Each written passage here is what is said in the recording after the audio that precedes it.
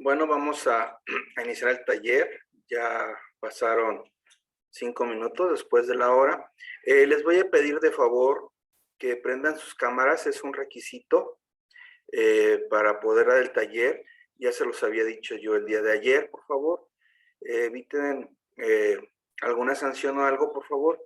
Vamos a dar inicio otra vez al taller. Voy a hacer un pequeño recordatorio de lo que vimos el día de ayer. Vimos lo que era la interculturalidad. Estábamos viendo que es una palabra que se refiere a las relaciones de intercambio y comunicación igualitaria entre grupos culturales, que en diferentes hay atención a criterios como la etnia, la religión, la lengua o la nacionalidad. Este proceso de interrelación y comunicación de saberes, de códigos, patrones, valores entre diferentes grupos culturales se extiende a la igualdad entre sujetos, independientemente de la posición que ocupan dentro de un sistema. También vimos ayer alguna parte de lo que era el racismo, cómo se está viviendo el racismo, cuáles son esos aspectos, y comenzamos a ver lo que eran las etapas de la interculturalidad, donde se hace una relativa poca noción a la interculturalidad. Por ello es necesario reeducar el respeto. Como podemos ver, las etapas son 4, que la primera es el respeto mutuo, el diálogo horizontal, la comprensión mutua y la sinergia, donde decíamos que el respeto mutuo comienza principalmente en uno mismo. Se reconoce la igualdad entre escenarios de intercambio, reconoce la entrega, ejercer y permite la libre expresión sobre los saberes que se escuchan mutuamente. El diálogo horizontal genera una relación con igualdad de oportunidades, reactivando el propio punto de vista y respetando a los demás.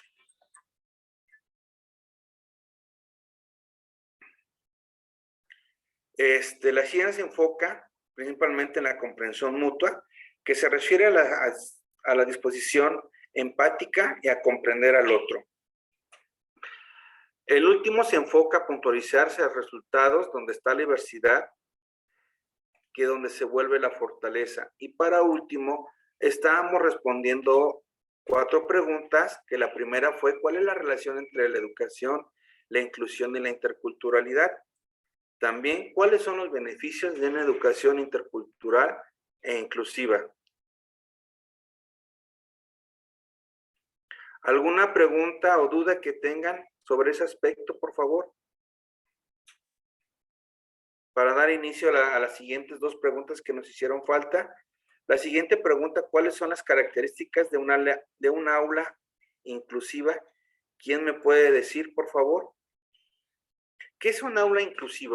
Una aula inclusiva, vamos a verlo, donde está apropiada para personas con alguna discapacidad o algunos géneros, ¿sí? Para poder estar los niños dentro de la misma, como rampas, mesas adecuadas, sillas, ¿sí? Donde los niños o personas con alguna discapacidad puedan expresar y escuchar su trabajo. También podemos utilizar el sistema braille, ¿sí? Que tengan libros, cuadernos en sistema braille para las personas que son ciegas. Algunas notas o libros también en TLCM para que las personas que tengan problemas, son sordomudas, puedan tomar la clase. Jessica Hernández, por favor. De la última pregunta que hicimos el día de ayer, de lo que era cuáles son los beneficios en una educación intercultural e inclusiva, ¿qué nos puedes decir, por favor?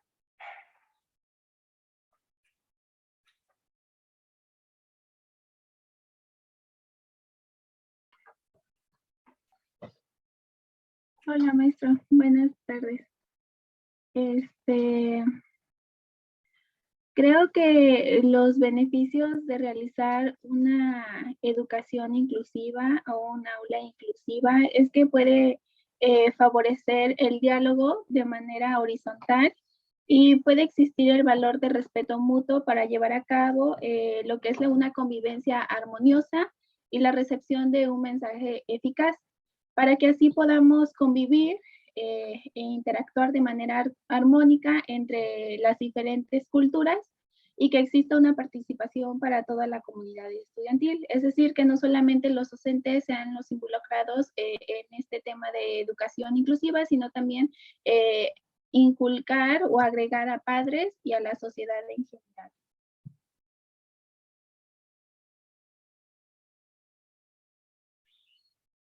Ok, muy bien. También hay una gran situación que hemos estado viendo en las escuelas o en las aulas inclusivas, que en algunas escuelas todavía no cuentan con ese servicio. Apenas se están readaptando o se están haciendo las adecuaciones necesarias en las infraestructuras para poderle dar paso a esa situación. ¿Por qué? Ya que muchas veces se tiene que hacer un trabajo colaborativo entre padres de familia, escuela y gobierno, pero desafortunadamente muchas veces los recursos que se dan no llegan a las escuelas como corresponden, sino simplemente a veces son desviados para hacer otras cuestiones. No sé, algunos de ustedes hayan tenido entre sus manos los libros en sistema braille o en lengua de señas. No sé si alguno de ustedes ha tenido libros de algún otro idioma. Vamos a respetar el lenguaje, el idioma, digamos, autóctono de algunas áreas de México, como el zapoteco, mixteco, tlapaneco, el maya. ¿Quién nos puede dar referencia a eso? ¿No han tenido en sus saberes algún material didáctico? Bueno, yo ahorita estoy en primer semestre de inclusión y ahorita estoy llevando la materia de lengua de señas y la maestra nos proporciona videos, también libros en los que traen las señas de que nos tengamos que aprender el vocabulario. Ok. Ana Paula, ¿qué libro están utilizando? Si no es indiscreción. Sí, déjenlo busco rápido. ¿No se llama Aprendiendo con mis manos? Sí, creo que sí es ese. Son también otros dos y nos dio una página también que podemos buscar ahí como la palabra y nos muestra un video y ya el señor hace la seña. Ah, ok. ¿Por qué les decía esto? Porque simplemente vamos a ver lo que es la interculturalidad. Ya vimos el respeto mutuo.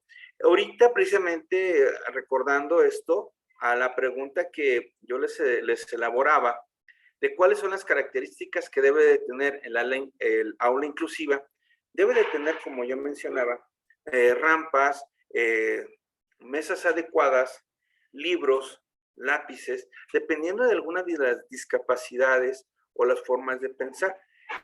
Nosotros hemos visto que muchas veces algunas religiones no permiten el saludo a la bandera por sus creencias. También en algunas entidades culturales o étnicas no permiten la entrada a otro idioma. Simplemente, no sé si alguno de ustedes ha escuchado el himno nacional en zapoteco. Yo la verdad ya lo he visto 2, 3 veces, lo he escuchado, lo he tratado de cantar, no paso, soy sincero, ni la primera estrofa cuando me dicen, oye, es que cambias mucho las palabras. También algunas discapacidades que nosotros estamos manejando en esa situación son los niños o las personas con silla de ruedas, que no es la apropiada las rampas, porque a veces las ponen muy inclinadas y pueden ser de que ellos no se puedan mover libremente en las situaciones. Nuestras aulas en algunas instituciones no son las adecuadas en las escuelas. En un ejemplo, la puerta es muy reducida para que pasen niños en silla de ruedas o alguna otra discapacidad en sillones. No sé si algunos de ustedes tienen la oportunidad de haber ido, aparte de una aula inclusiva, a otro lugar donde sea apropiado o adecuado para algunas personas con alguna discapacidad, ¿sí? En estas circunstancias. En algunos estados de México ya hay lo que es, perdón, alguien levantó la mano, Jessica. Sí, yo, maestro. Quería comentar que, por ejemplo, aquí en Veracruz, en la Escuela Normal Veracruzana, que está en la ciudad de Jalapa, se encuentra una biblioteca para estudiantes de la propia normal o de las colaboraciones a la escuela normal. Y en esa biblioteca existen libros con sistema braille, pero también hay hay varias computadoras que tienen, la verdad no sé cómo se llama, maestro, soy nueva en esto, pero tienen como para que ellos puedan usarlas como un Sí, prototipo. sí, Entonces, se le llama, ay, se me fue, se me fue la palabra. Tecnología, creo. Ajá, tecnología, son plantillas, las plantillas. También ya tenemos en la computadora el lenguaje de TLCM, maestra. Ana Patricia, no sé si usted ya lo tenga. Ya lo tenemos el sistema TLSM para las computadoras y que ellos lo puedan manipular. Las teclas son un poco más grandes. ¿Por qué les decía? Porque no solamente vamos a educar, yo lo digo siempre, en las aulas, también en lugares abiertos. Ustedes sabían que en México hay tres playas inclusivas para personas con discapacidad, ¿sí? Principalmente, si no me equivoco, hay una en Baja California, otra se encuentra en Yucatán y otra se encuentra en el estado de Guerrero. Hay 3 playas inclusivas en la República donde ellas pueden llegar o ser personas independientes a la situación que se está dando. E incluso en las aulas, se le preparó a toda la gente de esa playa. Los menús vienen en TLCM y en sistema braille. Los baños, la playa como tal está adaptada para que las personas con silla de ruedas, muletas, puedan andar en la playa. E incluso hay sillas donde pueden entrar al mar, donde ellos pueden entrar al mar, conocer lo que es la manipulación del mar. No solamente la educación la vamos a dar dentro de las aulas, sino también fuera de ellas. A veces decimos la educación inclusiva debe ser en aulas. No, también se puede dar afuera, porque también ellos necesitan sentirse cómodos, sentirse amplios a las grandes situaciones que nosotros estamos viviendo o lo estamos dando en la actualidad. Muchos de estos mencionaban los planes y programas de estudios que a veces no son ellos tomados en cuenta en algunas actividades. ¿Y qué es lo que hacemos los maestros? Pues tener que hacer una adecuación necesaria para ellos. Muchas veces tocamos, yo les decía en una forma teórica, de cuántas veces el 3 cabe en el 2. Y la respuesta me la tienen que dar en números enteros. ¿Quién me la quiere decir, por favor? Repito, el cuestionamiento es el siguiente para ver el razonamiento de cada uno de ustedes. Entonces, estoy viendo el aspecto matemático. ¿Quién me puede dar la respuesta? ¿Cuántas veces el 3 cabe en el 2 en números enteros? ¿Quién de ustedes me puede dar esa respuesta?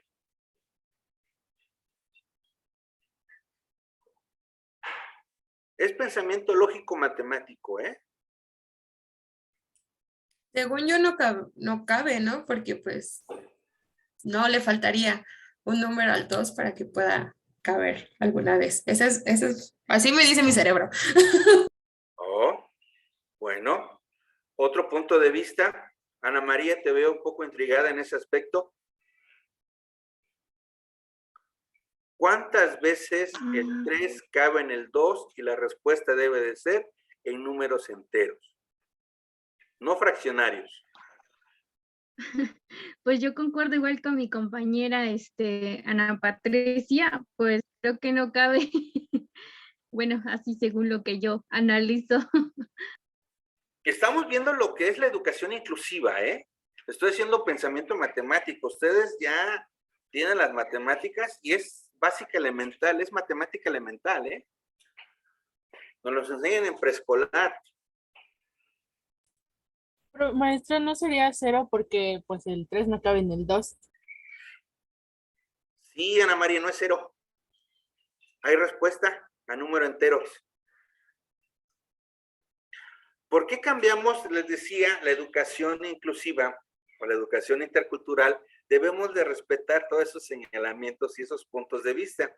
Cuando le dé la respuesta van a decir, profe, ¿cómo cree? Vean, tengo 3. Tengo 2. Si yo lo coloco de esta manera, ¿cuántos tengo? Tengo 2 y sobra 1. ¿No es número entero?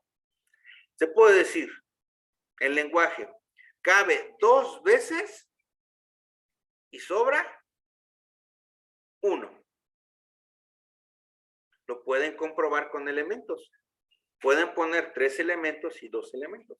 Y uno los ponen encima del otro y va a decir, cabe 2 veces y sobra 1. Ahora, si lo hiciéramos en forma inversa, diríamos,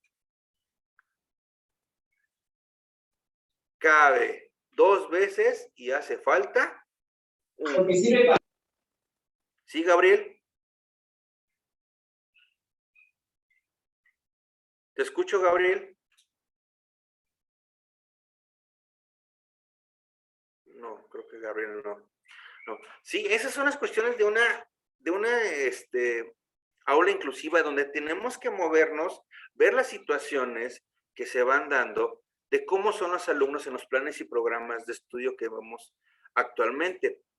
Esto de la inclusión educativa no es de ahorita, ya tiene bastante tiempo, le han puesto muchos nombres, ¿sí? En los planes y programas de estudio que hemos manejado poco a poco a lo largo de la historia.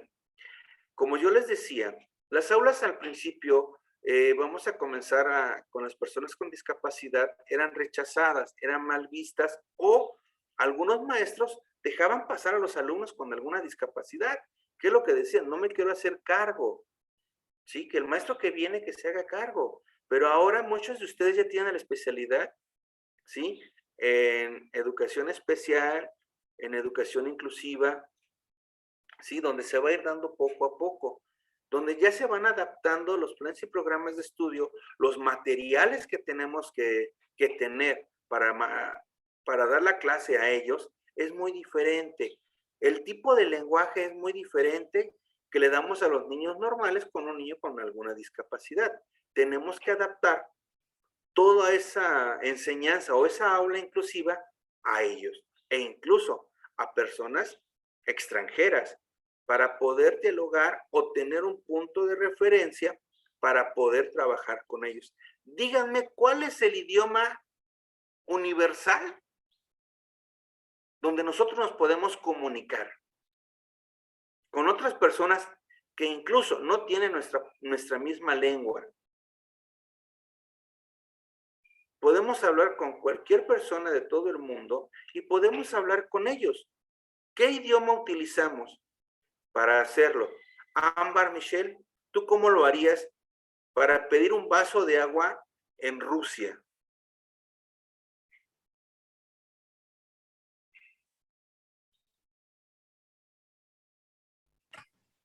No tengo idea. ¿Alguna persona que me quiera contestar ese cuestionamiento? Por señas. ¿Cómo sería, Jessica? Sin utilizar el TLCM, aclaro. Pues no sé, hacerle así, o señalar un vaso de agua que esté por ahí. Exactamente, Jessica. Así es. ¿Cómo lo hacemos? Pues un vaso de agua. Un vaso no es un vaso de agua, es un vaso con agua. Muchas veces ese es el problema que hemos utilizado, que nuestros lenguajes no son los apropiados porque llegamos a confundir a las personas cuando no lo tenemos. Una de las grandes cuestiones que yo siempre he visto, yo les decía que tengo una especialidad en matemáticas, lo que siempre peleo, ¿quién me puede decir el nombre correcto del símbolo matemático de la división? No es casita, ¿eh?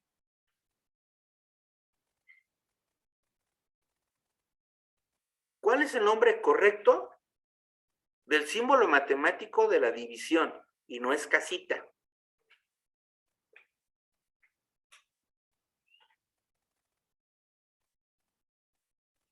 Los estoy haciendo pensar, ¿eh? Estamos en la educación inclusiva, interculturalidad, vamos a ver toda esa cultura, cómo nos podemos decir.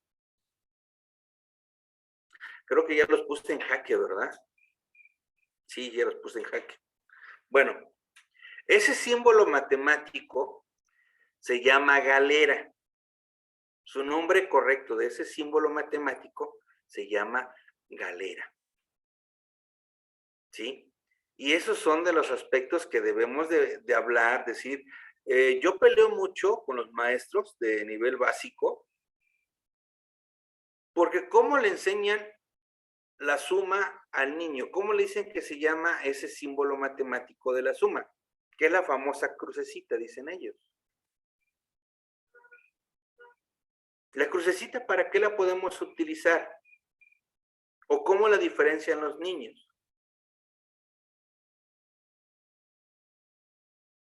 Bueno, si está como así parada, es suma, pero si está como de lado, es multiplicación.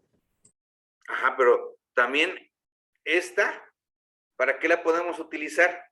Como una T o una X. Exactamente. No, vamos a hablar de la pura T, no vamos a hablar de la X, porque de la X hacemos el problema mucho más grande, para poderlo entender los niños en este problema. Porque la X nosotros decimos que es X, ¿sí? Que es multiplicación. Si vamos siguiendo los estudios, la X es incertidumbre. X es un elemento vacío.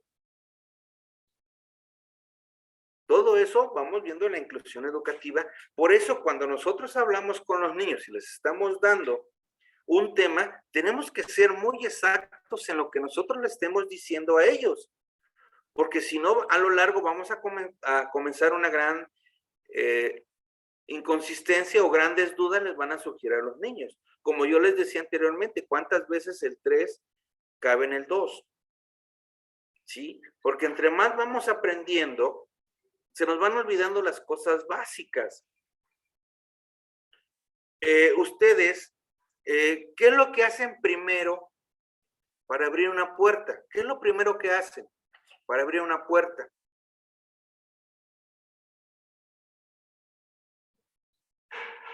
Busco las llaves. No, Paola. Maestro, disculpe por interrumpirlo. Voy a tener que abandonar su clase. Es que estoy en mi comunidad y hay un bloqueo y si no salimos ahorita, pues ya nos quedamos, pues ya nos quedamos encerrados aquí. No te preocupes, Sonia. Yo entiendo. Pero no sé si la clase queda grabada o cómo accedo a las Sí, diapositivas. queda grabada. Ah, muy bien. Entonces, ¿dónde la busco posteriormente? Y me conectaré como a las 2:30, 2:40 más aproximadamente, que yo llegue a donde nos dormimos. No te preocupes, Sonia. Vamos a hacerte llegar la parte del taller para que no te la pierdas. ¿Sí? Vamos a ver la forma de cómo podemos hacerte llegar la clase. Muy bien. ¿Escribo mi nombre para la asistencia o así nada No, más? ya, al momento de que entraste, ya se registra tu asistencia. Ok. Bueno, muy bien. Disculpe, maestro. No, no se Hasta luego, preocupe. compañero. Hasta luego. Bueno, ay, sí, se me perdió el hilo de donde estamos. Ah, bueno, de lo de la inclusión y todo esto sobre las aulas, hacerlas las mejoras, de cómo lo podemos mejorar, cómo podemos ver un plan y programa de estudio. Tenemos, como yo les decía, darle las cosas más simples a las personas para poderlo hacer y respetarlo. La forma en que ellos, en preescolar, voy a tomar mucho el caso, cuando el niño comienza a escribir, lo primero que debemos de hacer o analizar es cómo el niño agarra el lápiz por primera vez.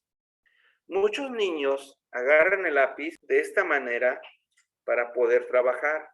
Otros lo agarran de esta manera para trabajar. Ahora, les pregunto a ustedes, ¿cuál es la forma correcta de poder agarrar o enseñarle a un niño a agarrar un lápiz? Ámbar, ¿cuál es la forma correcta de poder agarrar un lápiz? Ámbar Michelle.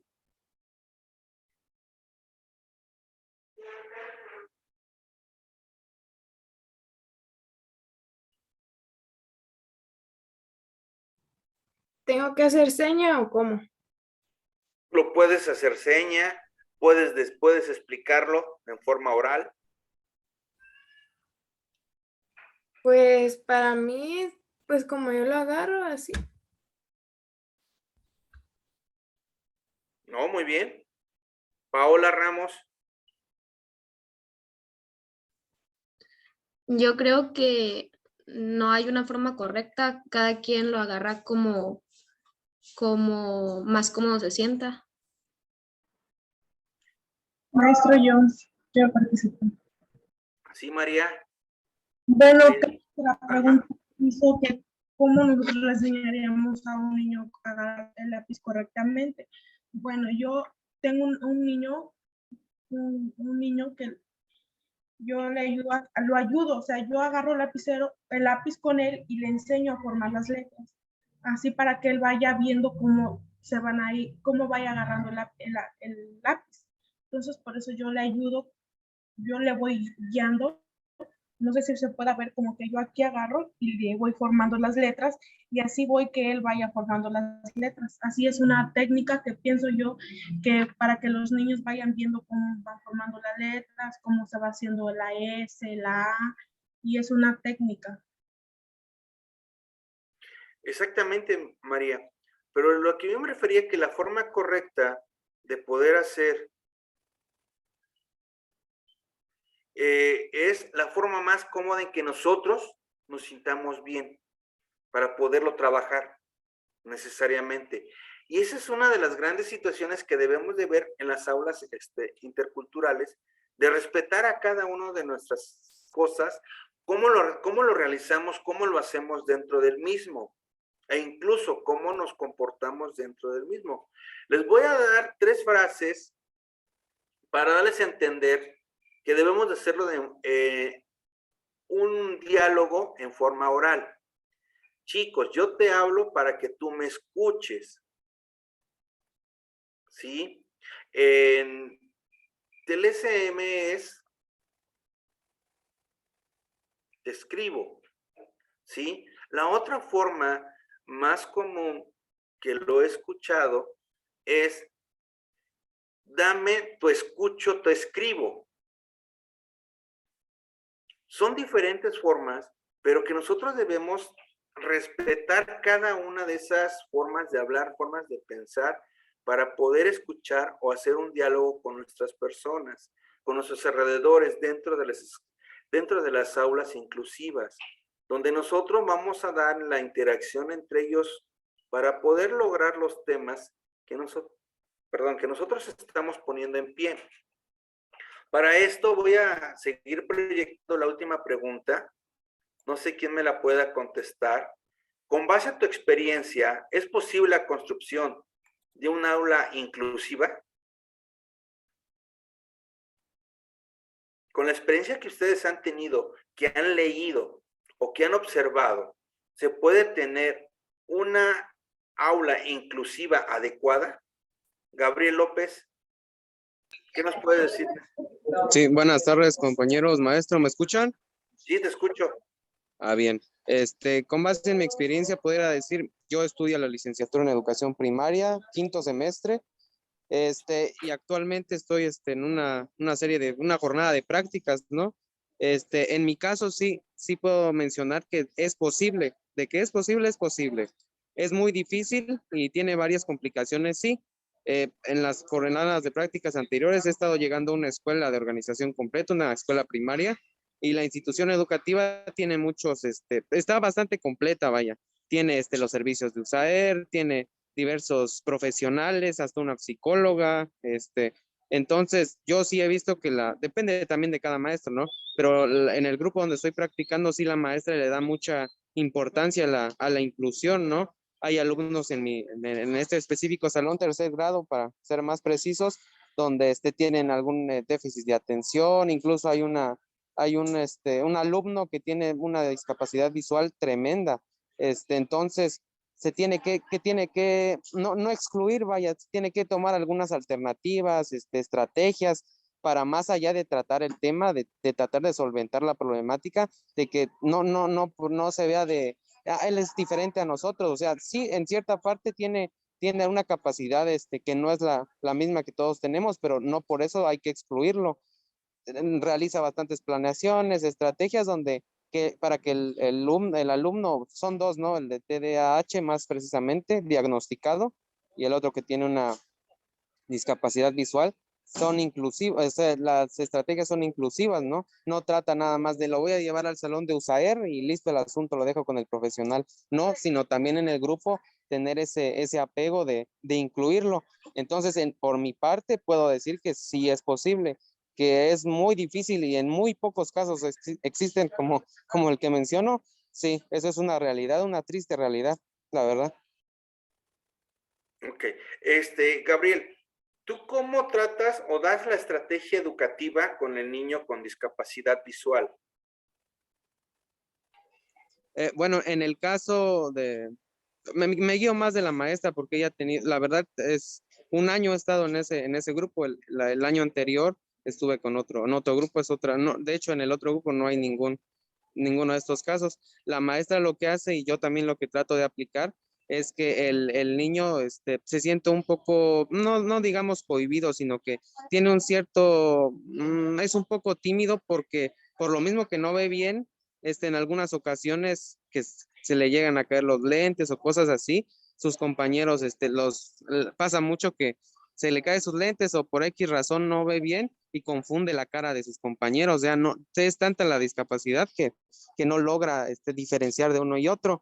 Y eso le genera un poco no de enojo, pero como que se siente un poco discriminado, ¿no? Entonces lo que hace la maestra es que se puede decir que a los compañeros les hace entender que sean comprensibles con él y en las estrategias didácticas, por ejemplo, en el trabajo cooperativo o colaborativo, lo integra un equipo que diferente cada clase, ¿no? Que no sea apegado con solo unos u otros compañeros, sino para que conviva más, porque me cuenta la maestra que antes hacía los equipos al azar o quizás no al azar, sino que ellos lo formaran, ¿no? Y a veces al azar también, pero pasaba que este niño como no se cohibía, se puede decir, siempre elegía los mismos y sacaba excusas de que no puedo trabajar con él cuando sus compañeros, la verdad, no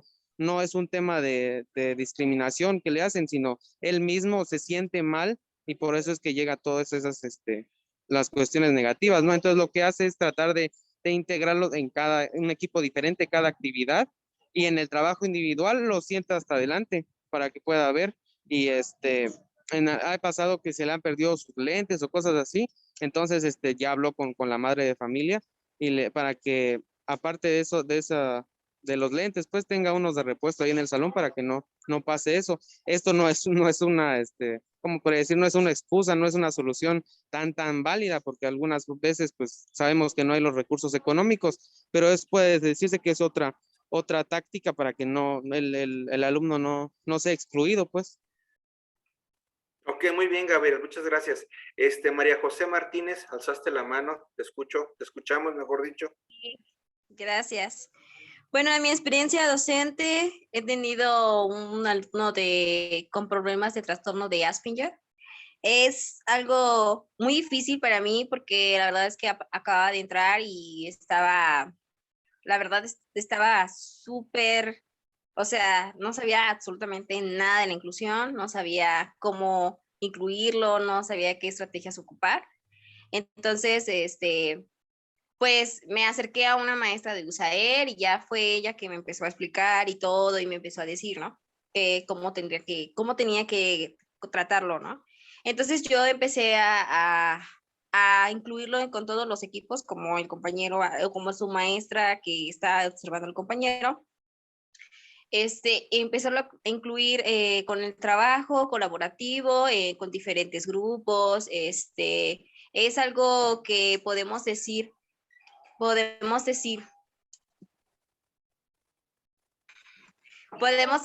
que hay como algo, o sea, son unos niños muy inteligentes porque es un niño muy organizado. Ahorita ya él ya está en sexto año, ya va a salir de la escuela, pero cuando me tocó a mí darle clases, era un niño muy organizado, todos sus libretas venían del 1 al 100, o sea, era sumamente, ¿no? Pero el único detalle que siempre noté que era como una persona que no se dejaba mucho tocar. O sea, sí podías tocarlo, pero no al 100%. O sea, si él te permitía y se dejaba, lo hacía, y si no, no. Era muy callado. Entonces, para que él empezara a tomar confianza, una vez me los llevé a la cancha y les dije, no, pues vamos a hacer vamos a jugar el lobo, y el lobo va a ser el niño, ¿no? Y los demás tienen que correr. Entonces el niño no sabía o sea, no sabía si correr o atraparlos, así, ¿no? Y le dije, no, tú tienes que ir y atraparlos. Y con que los toques ya es suficiente, ¿no? Entonces ya fue ahí cuando él empezó a tocarlos y todos empezaron a reír, y jajajaja. Y fue ahí como él se empezó a reír, porque la verdad es que era muy difícil que él se riera. Pero así muy poco a poco, ¿no? En la didáctica, en el conocimiento, la verdad es que nunca hubo problema de que el niño no aprendiera. La verdad es que sabía mucho más que algunos otros. O sea, era un niño que todo el tiempo sacaba hojas de impresiones y sacaba de que había investigado no sé qué otra cosa, y tenía así en su libreta, ¿no? No sé qué cosa investigué, ¿no? O algo así. Como que muy organizado, como que apuntaba todo lo que hacía, y era algo que pues uno nunca había experimentado, ¿no? O sea, yo siento que son personas extraordinarias. No, te entiendo entonces, María José. Muy bien, muchas gracias. Les voy a hacer una pregunta muy sencilla. ¿Ustedes cómo sienten sus capacidades motrices? ¿Ustedes ya se sienten capaces motrizmente? ¿Ya su desarrollo motriz ya es el necesario acorde a su edad? Estamos hablando que de ustedes, el más pequeño debe de tener 18, 19 años. Y hay personas grandes, pues también ya no mayores de 30. Les voy a hacer la pregunta muy sencilla. Karen Fuentes, ¿cómo te sientes en el aspecto motriz? Pues bien, a pesar de que soy zurda, pues al momento de escribir, pues me acomodo perfectamente, realizo muchas cosas, pues sí, con la izquierda, pero pues sí, siento que estoy bien, me considero bien. Bueno, vamos a hacer un pequeño ejercicio para ver lo que es la interculturalidad y cómo se maneja en las aulas la inclusión, ¿sí? Yo sé que ustedes son personas que se van a dar, lo voy a hacer yo primero para que después lo hagan ustedes. Ese es el siguiente ejercicio. Primero es aplaudo, con la mano derecha agarro mi nariz y con mi mano izquierda agarro mi oreja derecha. Suelto, aplaudo y hago el movimiento inverso. ¿Sí? Es aplaudo, mano, oreja. ¿Sí? Suelto, aplaudo y hago el movimiento al revés. La mano izquierda agarra mi nariz y mi mano derecha agarra mi oreja izquierda. Lo voy a hacer lento. Es aplaudo, 1, aplaudo, 2. Aplaudo, 1, aplaudo, 2. ¿Para ustedes es difícil o es sencillo? Fácil. ¿Fácil? A ver, traten de hacerlo 5 veces seguidas.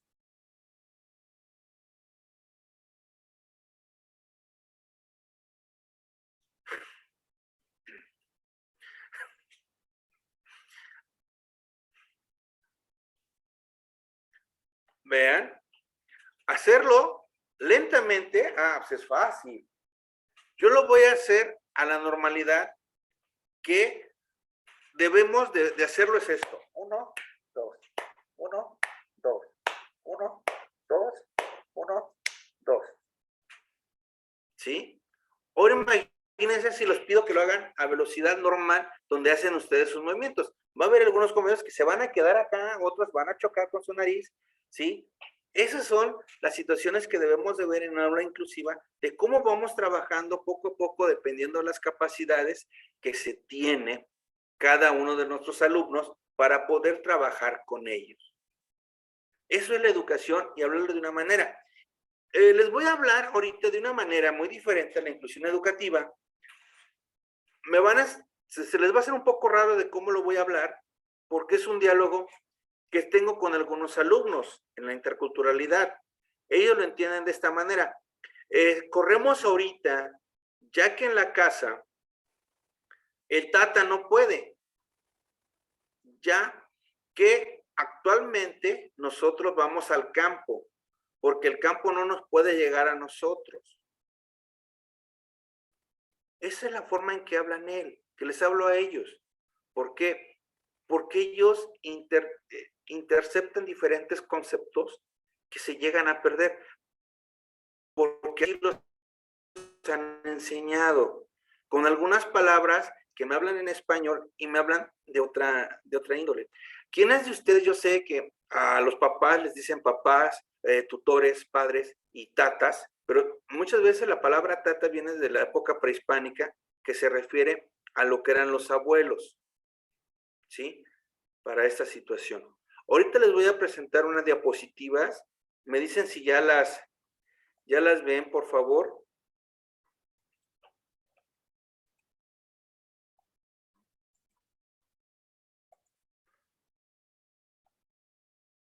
¿Ya la están viendo, jóvenes? Sí. Sí, ya se ve. Aquí vamos a ver tres términos que dice interculturalidad, multiculturalidad y pluriculturalidad.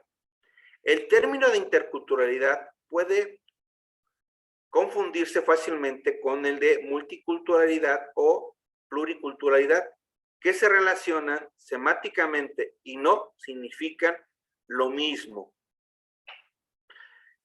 ¿Quién me puede decir, en sus propias palabras, qué entiende por multiculturalidad? ¿O qué les da a entender ese concepto de multiculturalidad? Ahí hay un concepto, y se refiere a las situaciones en que las diferentes culturas coexisten y hasta se incluyen, porque puede ocurrir independientemente del reconocimiento mutuo o la inclusión independiente de las personas que se relacionen entre sí. En diferentes grupos culturales coinciden en un espacio-tiempo, en una comunicación entre ellos. Pero en sus propias palabras, ¿qué nos pueden decir de lo que es la multiculturalidad?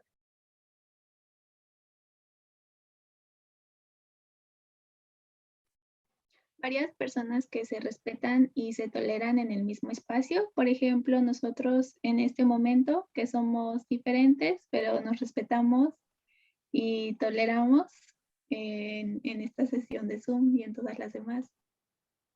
Ok, muy bien. ¿Alguno otro, por favor? Bueno, yo.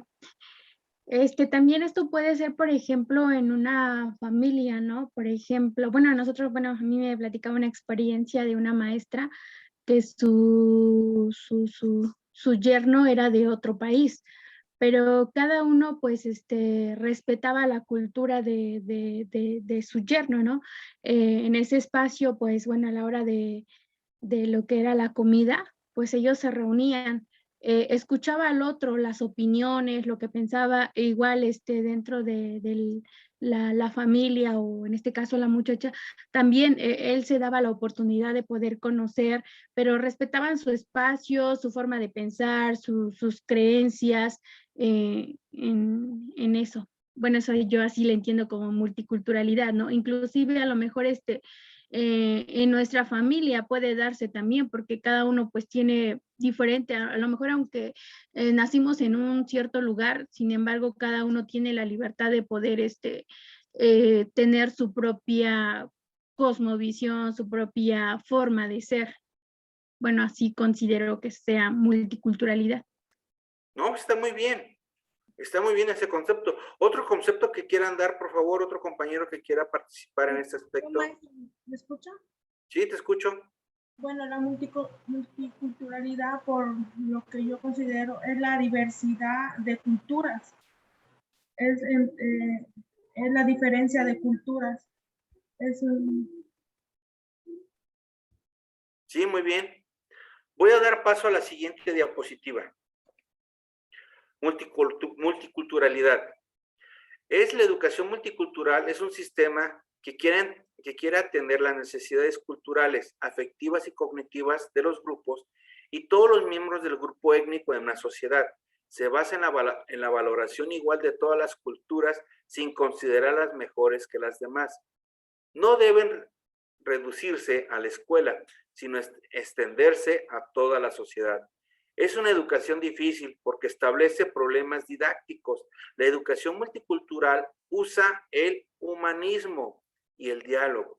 Contribuirá a construir una sociedad multicultural, elimina conflictos entre culturas y ayuda a la identidad de los extranjeros. Esto nos quiere dar a entender que cada uno de nosotros debemos de respetar a todas las personas, sus ideologías, lo que yo venía mencionando el día de ayer, a cada una de las situaciones. Veíamos el conglomerado que se daba en esta caravana de varios hermanos latinoamericanos a llegar a Estados Unidos, la cultura, la forma en que tienen que pensar, en la forma en que ellos buscan la forma de darse a entender, de las comidas, la forma de dirigirse hacia las personas y todas esas cuestiones para que las personas, independientemente sean extranjeras o sean de México, ¿sí?, nos podamos dar a entender y evitar conflictos o malos entendidos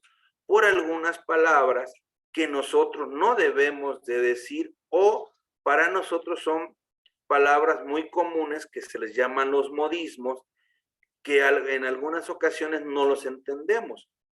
Yo aquí en la región donde yo estoy, a los niños se les dice guaches, pero en otros estados guache es una palabra ofensiva, ¿sí? También una de las palabras que me ha dado mucho conflicto cuando yo he viajado en varias partes de la República es el ajá. Muchas veces el ajá lo manejamos yo lo manejo como un símbolo o un anexo de ajá, está bien, te escucho, está perfecto, pero el ajá también puede ser ofensivo o discriminativo que se les pueda dar entre algunas culturas. Y a veces han de entender que el lenguaje o el español es uno de los idiomas más complicados que hay, ¿sí?, para podernos dar a entender, ya que nuestros modismos cambian rotundamente de un estado a otro o de otra etnia. Entre pueblos se dan mucha la diferencia entre lo que nosotros queremos dar. Uno de los que se dan en la escuela es el recibimiento. Muchos se dan la mano al decir buenos días y saludan con la mano. Otros no se dicen buenos días, simplemente se toman de la mano para saludarse o forman lo que es en sus dedos el puño y chocan puño con puño para poderse saludar. Pero ¿qué sucede cuando tenemos a un extranjero? Usted lo mencionaba, la compañera, su hija se casó con un extranjero y son diferentes formas de vestir, formas de pensar, formas de comportarse dentro de un contexto social o dentro de la escuela. Por ejemplo, en lo que es en Asia, ellos toman mucho té. En cambio, aquí en México, solamente tomamos té cuando nos sentimos un poco enfermos o sentimos alguna dolencia, nosotros comenzamos a tomar esas situaciones. En la forma de aprender que se tiene en Japón es el maestro titular y el maestro que es el especialista en cualquiera uno de los temas que se esté manejando dentro del aula educativa o para tratar a los niños. Como cuáles pueden ser, lo mencionaban anteriormente, algunos de ustedes ya están estudiando lo que es la licenciatura en inclusión educativa, en educación especial, pero anteriormente había las especialidades en educación especial, auditivas, de lenguaje, de problemas visuales que se van dando y cómo se tiene que corregir cada uno de nosotros. E incluso las personas que no nos escuchan pueden ver nuestra boca, nuestros rasgos para poder comunicarnos con ellos. Vamos a pasar al siguiente tema, que es el de pluriculturalidad. A ver, perdón, se me traba a veces la lengua. Se trata de romper los estereotipos y los prejuicios sobre el otro, especialmente en un mundo actual globalizado en que vivimos. Podemos decir que siempre hay huellas o vestigios de identidad de otros en nosotros mismos. ¿A qué me refiero a esa situación? Que muchas veces nosotros tomamos costumbres de otros países o de otras personas. Por ejemplo, la forma en comer, la forma en dirigirnos, la forma en que hablamos, ¿sí? La forma de comportarnos, que a veces no es de la familia, no es el aspecto de la familia, sino es de otra forma de ser, la forma en dirigirnos. ¿Quiénes de ustedes actualmente no lo estoy viendo? Pero es saludar a las personas que van en la calle o dar las gracias cuando compramos algún artículo o nos dan un servicio, digamos en servicio público, puede ser una combi, una urban o en el camión, darle las gracias por habernos dado esa acción o ese favor, ¿sí? O incluso saludarnos entre nuestras propias familias o cuando estemos en un lugar que lleguemos para saludar o en su defecto cuando nosotros nos estamos retirando. Ese es uno de los grandes aspectos de multiculturalidad. Cuando estamos en la escuela, todos esos valores se llegan a perder porque no los tienen. ¿Quiénes de ustedes han tomado sus clases? Normalmente están sentados en una silla o en una banca, que les diga el maestro que se sienten en el suelo para poder dar o tomar su clase, o en algunas ocasiones que se acuesten para tomar su clase o que se pongan cómodos para dar la clase o recibir la clase. ¿Quiénes de ustedes han tenido esa situación? O lo hayan hecho. ¿Por qué debemos de tomar la clase en sillas o en una butaca? ¿Qué diferencia hay entre eso y tomar una clase sentado en el suelo? ¿Quién me puede decir? ¿Mostrar respeto? ¿Respeto a qué? A la persona que está impartiendo la clase y a los demás compañeros. Eso es un punto de vista, muy bien, pero no necesariamente puede ser esa situación de multiculturalidad, ¿eh? Recordemos que en algunos países como la India y Asia se sienten en el suelo porque son las formas más cómodas de poder sentar o sentirse cómodo. ¿Quiénes de ustedes al tomar una clase se han sentido incómodo en la butaca? Nos dicen, no, es que se está moviendo mucho. Pero esa es una de las grandes cuestiones, como yo les decía, de tener un aula inclusiva, donde podemos sentarnos de una forma cómoda para tomar la clase. Un ejemplo claro, yo tengo aquí, les pido que tengan la cámara y a muchos los veo que están en sus escritorios, que están caminando, que están en su cuarto, ¿sí? Y estamos tomando la clase, pero estoy respetando cada uno de ustedes en ese aspecto. Por eso les digo, esos son los aspectos multiculturales, porque una persona en tiempo normal esté sentado en una butaca o se siente en el suelo, pero está poniendo atención. Lo importante de tomar una clase es que nos pongan atención o estén entendiendo lo que nosotros damos a decirles o queremos que ellos interpreten o se analice dentro del mismo. Aquí hay un pequeño cuadro. Les voy a dar 10 minutos para que lo lean. Y ahorita hacemos un pequeño debate. Ustedes me dicen si estamos de acuerdo o no, por favor. ¿Todo lo observan? Véanlo, por favor, 10 minutos, analícenlo. Y si hay algo que poner o algo que quitar, me dicen, por favor.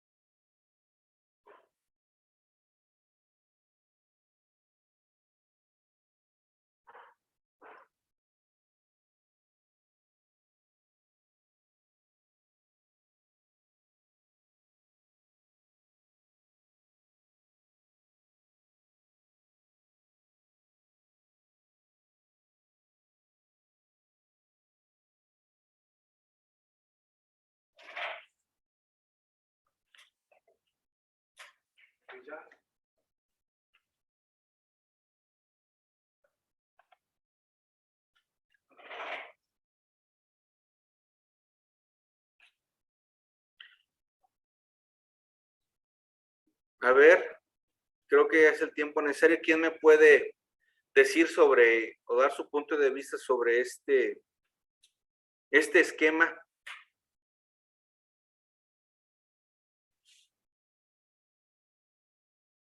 Estoy poniendo en diferencia lo que es la educación multiculturalidad con la educación intercultural. Son términos parecidos, pero son muy diferentes.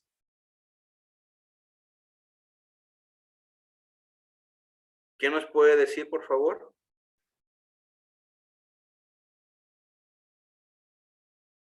Gabriel, ¿qué nos puedes decir sobre esto?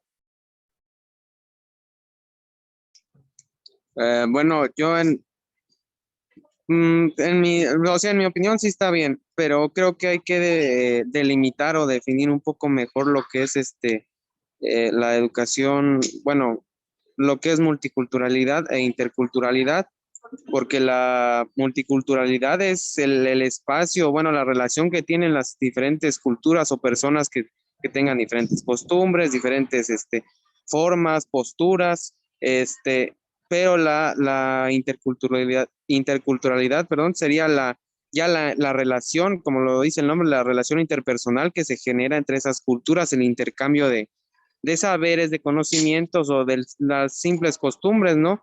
Entonces, en este cuadro, en este apartado, bueno, me gustaría agregar que debería ser un poco más específico, ¿no? Porque sí nos dan los apartados que se diferencian o con los cuales se relacionan, pero se debe dejar más en claro en eso. ¿Para qué? Para que no se surjan las confusiones al momento de decir un término u otro. Ok, muy bien, Gabriel. ¿Otro compañero que quiera participar, por favor?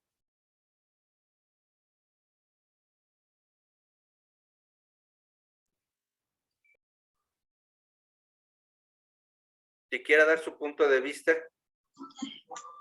Yo solo un pequeño comentario. Sí, Guadalupe. Nos está mostrando el concepto de educación multicultural en lo más relevante, que como en otro aspecto, la cultura, la historia, actitudes y valores nos los está representando en lo que lo caracteriza, en varios puntos.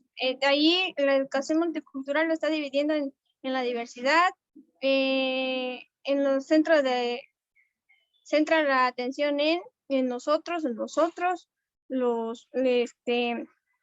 las estrategias que nos ayudan. Son varios conceptos, pero se derivan en varios. Eso es todo. Muchas gracias. Ok. Bueno, como lo estaban diciendo, le estoy poniendo este esquema para ir entendiendo un poco más entre lo que es la intercultural y la intercultural, porque lo vamos a ver desde el punto de vista para los alumnos. Aquí lo que hemos estado mencionando, qué es la educación, qué es el aula inclusiva, cómo se debe de relacionar esto con la multiculturalidad y la interculturalidad para los alumnos. Principalmente se centra en la atención.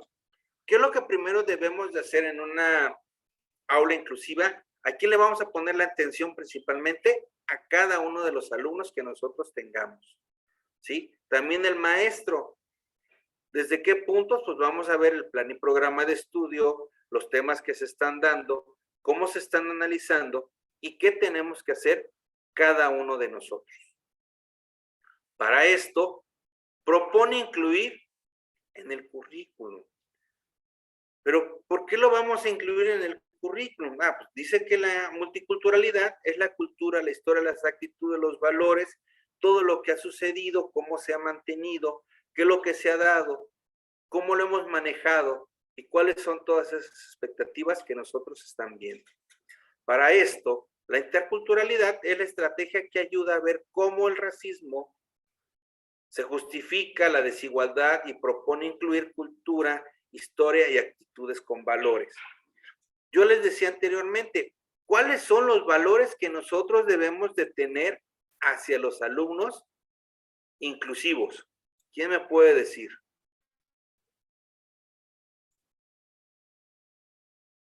¿Cuáles van a ser estos alumnos inclusivos? ¿Qué es lo principal que tenemos que ver con ellos? Tomando en cuenta este esquema. ¿Quién me lo puede decir, por favor? ¿O qué podemos hacer en ese aspecto?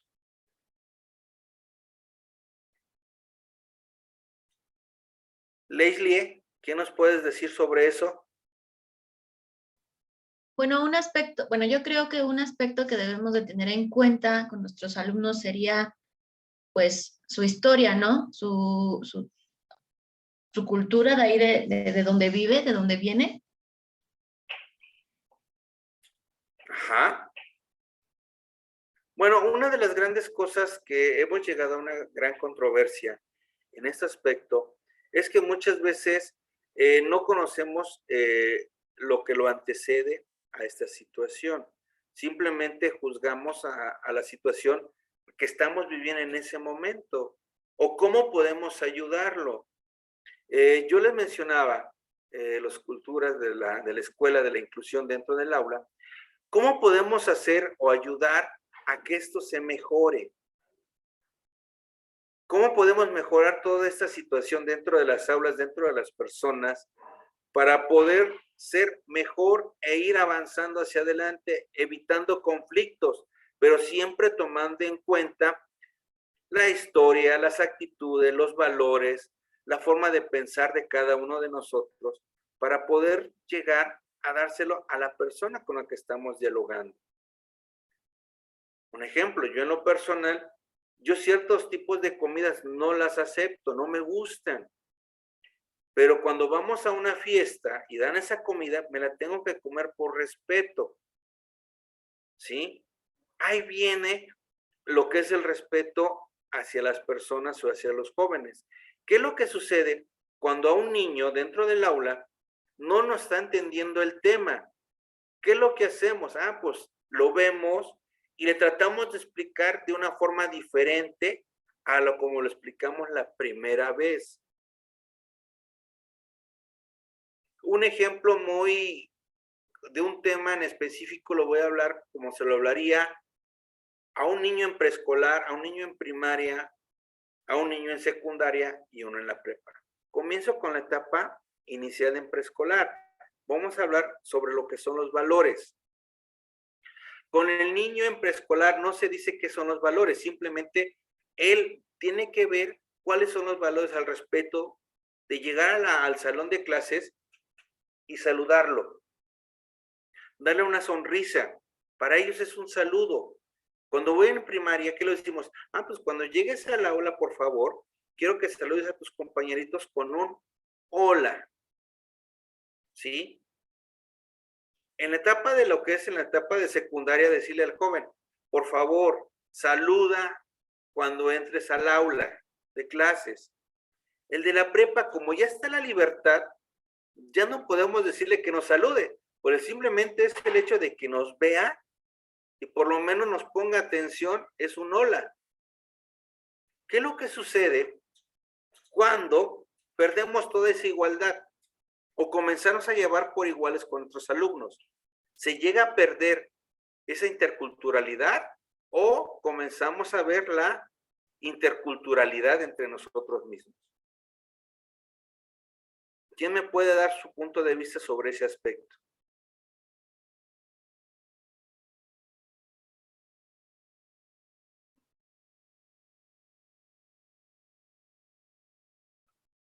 ¿Nadie? Paso a la siguiente diapositiva.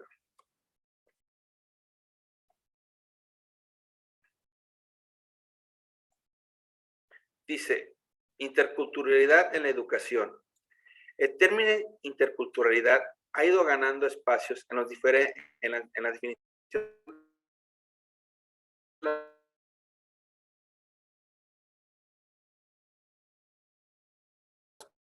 políticas públicas para las iniciativas en el ámbito de la educación, vínculo fundamental para la formación de valores. La educación intercultural se refiere a dos estrategias que se deben combinarse. La primera, la educación cultural bilingüe, donde a los sectores no dominantes con lenguas propias se les permita ser educados en su propia lengua. Las comunidades indígenas de América Latina son foco de interés. Segunda, rediseño transversal de políticas públicas para la educación, que implique la revisión de los contenidos, planes educativos, formación docente, cultura escolar, intercambio comunitario y mucho más desde un enfoque intercultural. ¿Quién me puede dar o qué me puede decir qué entiende por la primera estrategia de la interculturalidad en la educación? La educación cultural bilingüe, donde a los sectores no dominantes con lenguas propias se les permita ser educados en su propia lengua, como las comunidades indígenas. ¿Quién me quiere dar su punto de vista sobre este aspecto, por favor?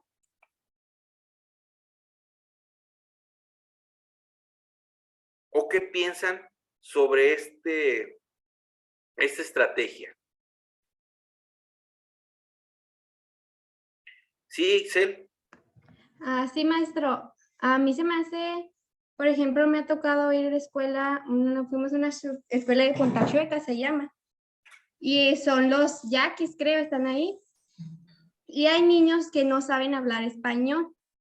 Entonces, pues se me hace bien que en lugar de que ellos tengan que aprender español para que se adecúen al maestro, pues se me hace bien que pues tengan su propio idioma con el que puedan aprender. Muy bien, Ixel. ¿Otro punto de vista, por favor?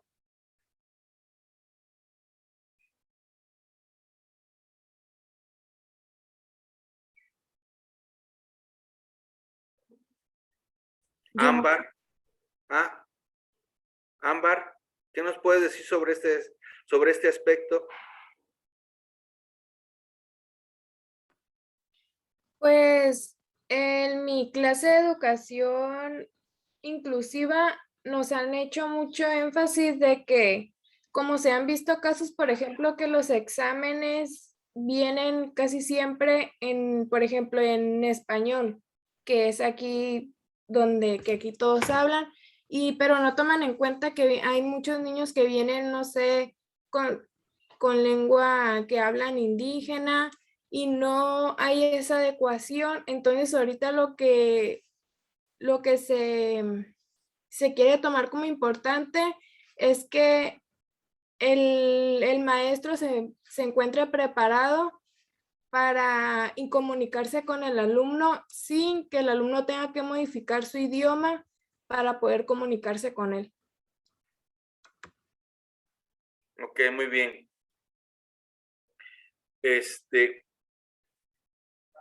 Una de las grandes cuestiones aquí, que es el sector dominante en las lenguas, como usted lo acaba de mencionar, hablamos otras lenguas, pero nosotros tenemos que adaptarnos a ellos, no ellos se tienen que adaptar a nosotros.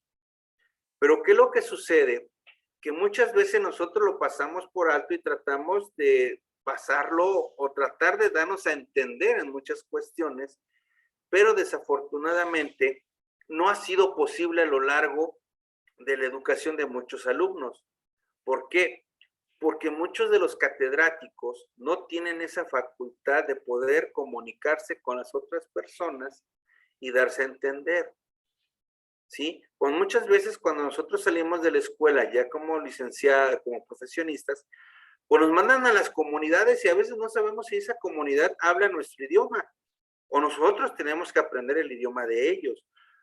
Que muchas veces ustedes comentaban de cada uno de los idiomas que hay en todo México, donde nosotros tenemos que dar clase e incluso saber cómo debemos de manejar cada una de esas situaciones.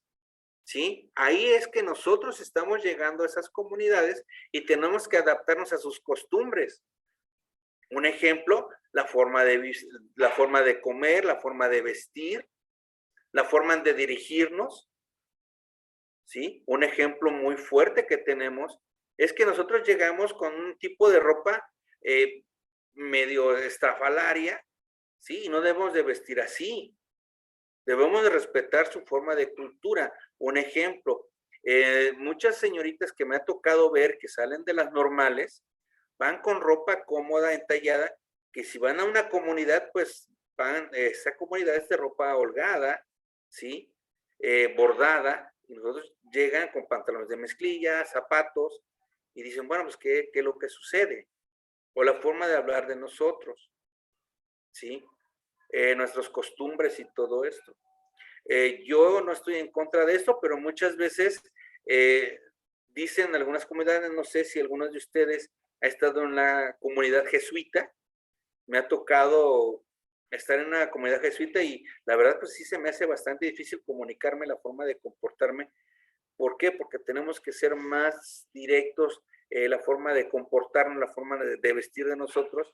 Un ejemplo, ellos utilizan la barba, yo la verdad pues no soy muy grato a utilizar la barba, ¿sí?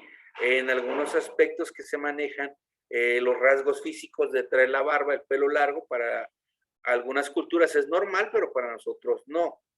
Un ejemplo que se puede dar, vean ustedes, la mayoría de ustedes son mujeres, ven a un muchacho, a una persona con la barba larga y el pelo largo, pues van a decir, bueno, ¿qué es lo que sucede? Él no es un maestro, él es no sé, una persona que me quiere robar, una persona que sucia, ¿sí? Pero muchas veces esa es la situación o la forma en que ellos tienen sus costumbres o la forma de hablar de nosotros, ¿sí? O la forma en que se les hable, se les diga las situaciones de cómo debemos de nosotros comportarnos dentro de ese contexto donde nosotros estamos dándonos a entender. ¿Sí? Vamos a pasar al segundo concepto. La segunda estrategia, donde dice el diseño transversal político públicas para la educación, que implique la revisión de los contenidos, planes educativos, formación docente, cultura escolar, intercambio comunitario y mucho más desde un enfoque intercultural. Alan, ¿qué nos puedes decir sobre eso, por favor? Voy, maestro. ¿Me puede repetir la pregunta? No escuché muy bien. Del segundo concepto que nosotros tenemos de la estrategia, que es el rediseño transversal de políticas públicas para la educación, que impliquen la revisión de los contenidos en planes educativos, formación docente, cultura escolar, intercambio comunitario y mucho más desde un enfoque intercultural. ¿Qué nos puedes decir sobre ese aspecto, por favor?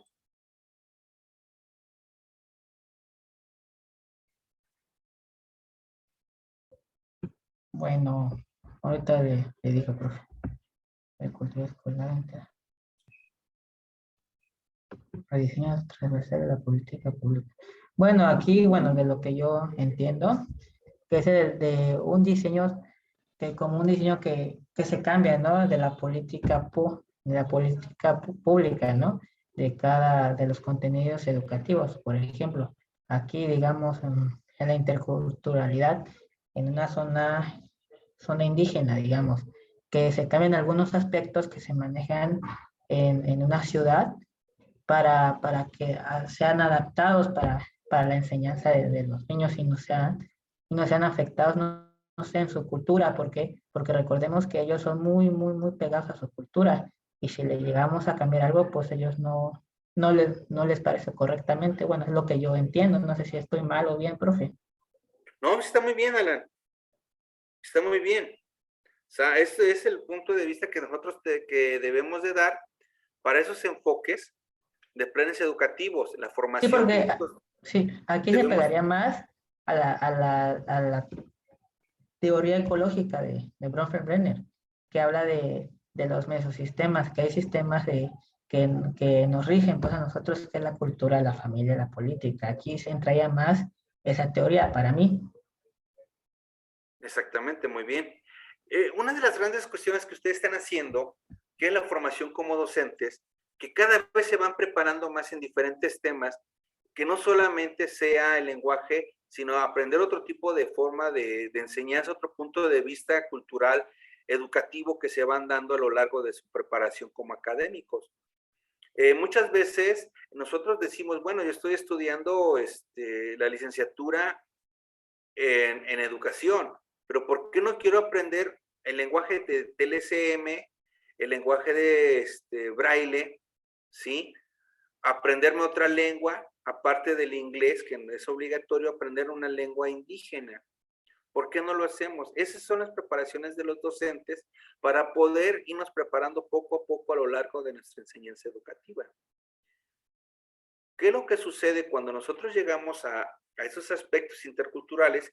Pues tratamos de ser lo mejor, dar las mejores clases, conocer el plan y programa de estudio, dar un material adecuado para podérselo dar a los estudiantes, que es el material didáctico. ¿Qué tipo de material didáctico podemos utilizar? ¿Qué material didáctico no podemos utilizar para poder dar nuestras clases? Pero ahorita llega una controversia muy grande que yo lo he tenido a lo largo de toda mi preparación educativa. ¿Qué es lo que sucede cuando nosotros en nuestras escuelas de preparación tenemos toda la mano? Pero ¿qué sucede cuando llegamos a una comunidad y no tenemos electricidad, no tenemos la papelería, no tenemos la mercería y debemos de hacer nuestro material didáctico? ¿Qué estrategias vamos a utilizar para poder dar la elaboración de ese material didáctico y podernos dar la clase adecuadamente? Señor, maestra Ana Patricia, ¿tú cómo darías una clase a un niño, sí, para enseñarle las matemáticas si no tienes un pizarrón? ¿Qué tipo de material didáctico tú le harías llegar? Y no está ni la papelería ni la tlapalería. Esta es una comunidad de montaña. ¿Cómo le darías ese tema al niño con material didáctico? Pues con piedras, hojas, ramas de arbolito, cosas que tenga en su casa, cucharas, platos. No sé. Bueno, ahorita se me ocurre eso, ya después, a lo mejor hasta con sus propios zapatos, sus prendas de vestir, pues lo que tengan al alcance, pero que pues si le ponemos ingenio va a ser algo creativo y que pueden utilizar. Eso es a lo que me refiero, que muchas veces nosotros cometemos el error como maestros de formación, de enseñarles a los alumnos, vete y compra este material didáctico, usa la impresora y te vas a internet y bajas todo esto. Ajá, pero cuando no tenemos esas herramientas, ¿qué es lo que sucede nosotros como maestros? Nos llega un gran conflicto de hacer, ¿cómo lo vamos a hacer? ¿Cómo lo vamos a dar a entender a los alumnos con un material didáctico acorde a ellos?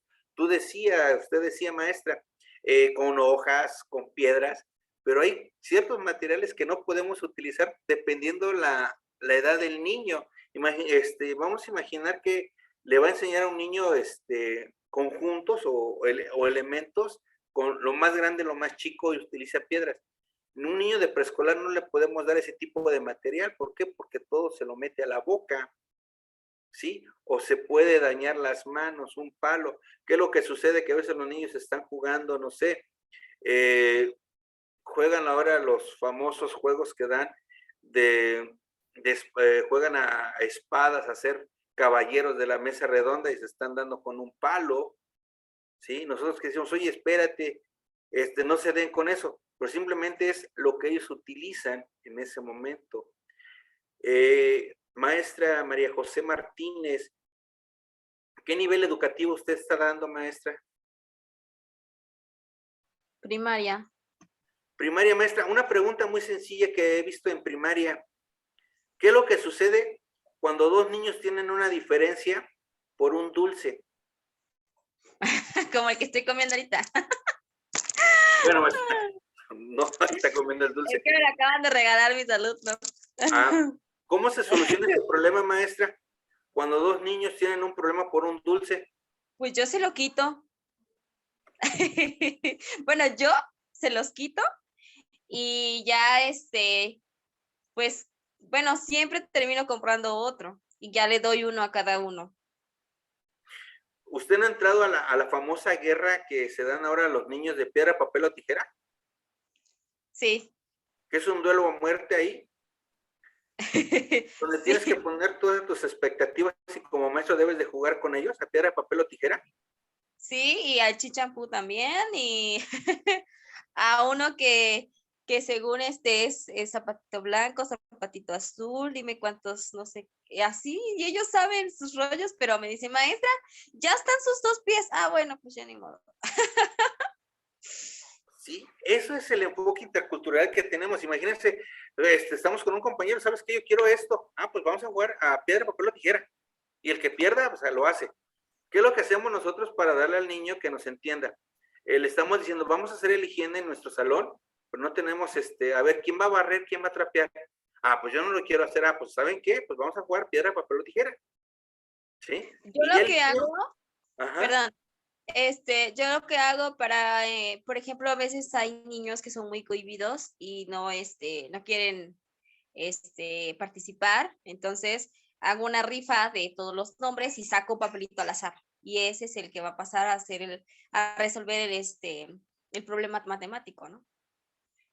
Y es ahí donde está la inclusión, porque realmente no estamos haciendo pues a ninguno al lado ni a ninguno, ¿no? Y si no llegara a poder o algo así, pues yo le voy ayudando y los demás le van ayudando.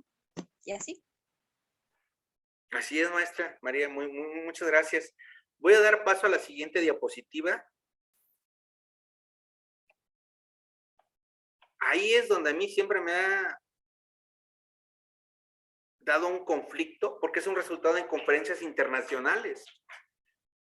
Dice que al final de la Conferencia Internacional de Educación en 1992 se reconoce las metas de la educación intercultural, que fueron las siguientes: la reducción de todas las formas de exclusión, el desarrollo de la integración y el logro escolar, la promoción del respeto a la diversidad cultural, el fomento del conocimiento de las culturas de otros, promoción del entendimiento internacional. ¿Quién me puede dar su punto de vista sobre lo primero, que es la reducción de toda forma de exclusión?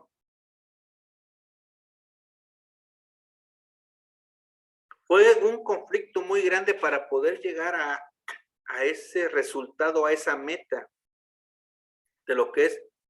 ¿Sí, Paola?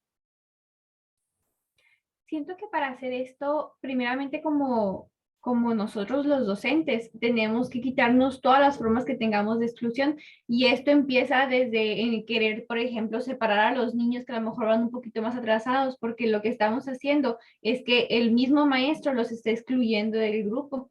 Entonces, primero, nosotros como docentes tenemos que quitarnos todas esas ideas excluyentes para poder que nuestros alumnos logren entender que pues algunas acciones están excluyendo a sus compañeros.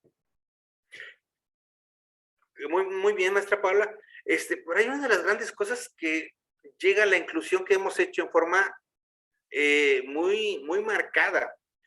¿Por qué decimos nosotros que está la educación pública y la educación privada? ¿Por qué decimos que es diferente si son los mismos planes y programas de estudio?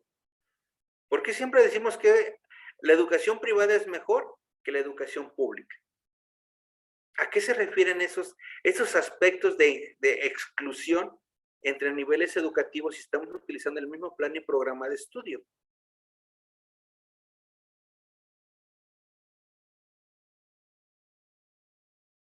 ¿Quién me puede decir su punto de vista sobre ese aspecto?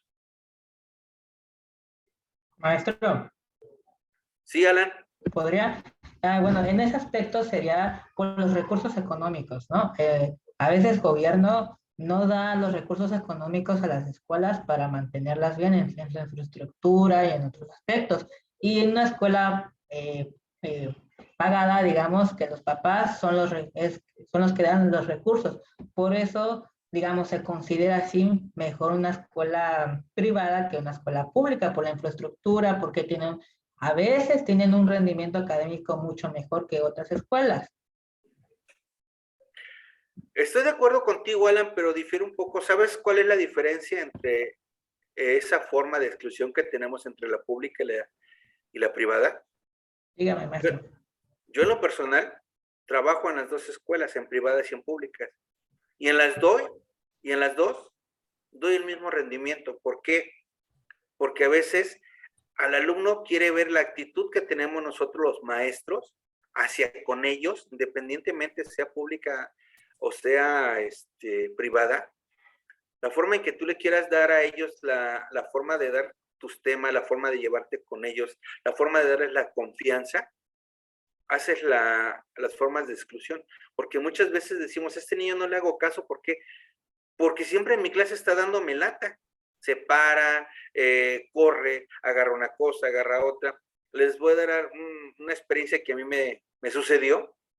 Fue en la ciudad de Monclova, Coahuila. Fui a una escuela. Antes de llegar a la escuela me compré un yogur. Agarro y dejo el yogur en mi escritorio.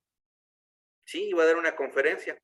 Cuando veo que un niño se estaba tomando un yogur, dije, bueno, vi con tanta gracia, con tanta forma en que el niño se estaba tomando el yogur, dije, no, o sea, fabuloso, ¿no? Yo dije, ahorita voy a llegar y me voy a tomar yo mi yogur y voy a tratar de disfrutar el mismo yogur o la forma en que se lo estaba tomando. ¿Y qué creen? Gran sorpresa. Ese yogur que se estaba tomando el niño tan rico, resulta que era mi yogur. No sé, en ese momento no sabía si reírme, llorar. O agarré y dije, mejor me compro otro yogur porque ya te tomaste el mío. Y le dije al niño, oye, pero ¿por qué te tomaste el yogur? Me dio la respuesta más sencilla del mundo. Porque quería tomármelo. Y ya la maestra llegó, le digo, oye, no le diga nada al niño, simplemente se tomó mi yogur, ya, no lo voy a excluir. No, es que es un niño muy rebelde. No, no es rebelde. Es que el niño es antojadizo, todo el niño es antojadizo. Le digo, y pues un yogur es un yogur. Digo, la felicidad que me dio es que lo disfrutó más que yo. Y es lo que me dio más coraje, porque él lo disfrutó más que yo, ese yogur. Y ya la maestra no lo va a regañar, no lo regañe, maestra, sino al contrario, déme la oportunidad de salir a comprarme otro yogur. Y si no, pues ya no alcancé yogur esa vez. Tuve que comprarme una gelatina, pero esa vez lo hice yo. Sí, me llevó mi gelatina y me la estuve comiendo yo primero. Dije, no me la vais a ganar de nuevo. ¿Sí? Esa es una de las grandes formas de exclusión que tenemos, que ponemos etiquetas a los niños cuando vemos que son muy traviesos, no nos contestan, son muy participativos, el que siempre me traen el material didáctico, el que no me trabaja, el que me trabaja limpio, el que me trabaja sucio, y ponemos 1000 etiquetas y estamos dando una forma de exclusión al niño. ¿Sí? O a veces ese niño, que es el alma de Dios, que viene llegando, nosotros vamos llegando a la escuela, bien arregladitos, bien planchaditos, llega el niño bien amoroso y nos abraza y nos mancha toda la ropa. ¿Qué nos queda hacer? Pues que ver la linda y hermosa gente, no, pues ya me ensuciaste, ni modo, pero hay que seguir dando la clase. Pasamos al segundo, que es el desarrollo de la integración y el logro escolar.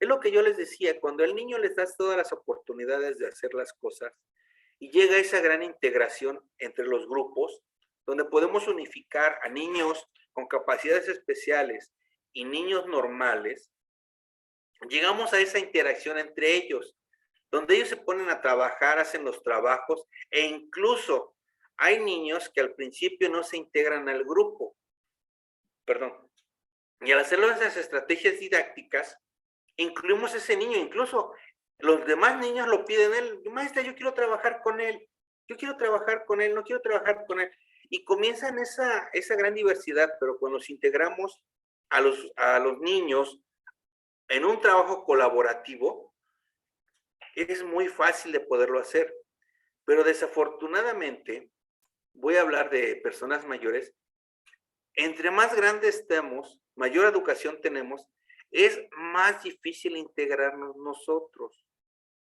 ¿Por qué? No lo sé. Muchas veces con nuestros propios compañeros, entre más edad, nos cuesta trabajo integrarnos en un trabajo educativo. Paola Ramos, ¿qué es lo que sucede cuando hay un niño que no, bueno, un compañero tuyo que no se integra contigo? Dices tú, no quiero trabajar con él. ¿Por qué? Porque siempre no me respeta mis ideas, quiere hacer lo que él quiere, no es el material didáctico que yo quiero. ¿Cómo solucionas ese gran problema, Paola Ramos?